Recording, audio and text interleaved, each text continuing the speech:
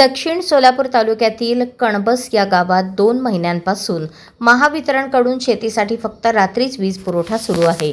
अशातच 2 ट्रान्सफॉर्मर जळाल्याने ऐन उन्हाळ्यात शेतकऱ्यांना आपली पिके वाचवण्यात कसरत करावी लागणार होती.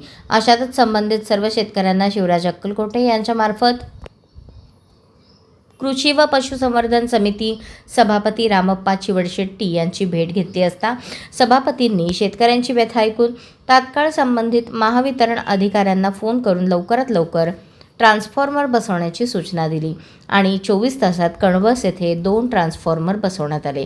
यावेळी कणबस येथील शेतकरी सिद्धाराम थोरात, श्रीशैल चिट्टे, अवधू सिद्ध पुजारी, अप्पाशा कोनापुरे, सुभाष पाटील, विश्वनाथ चिट्टे, बसवराज वनबिंगे, गंगाधर पुजारी, प्रभुलिंग गवंडी यांच्यासह सर्व शेतकऱ्यांनी सभापती रामप्पा चिवडशेट्टी व महावितरण अधिकारी दवंडी आणि कर्मचारी यांचे आभार मानून समाधान व्यक्त केले. अशाच नवनवीन अपडेटसाठी जनता राज्य न्यूज चॅनलला सबस्क्राईब करा, लाईक करा आणि शेअर करायला विसरू नका.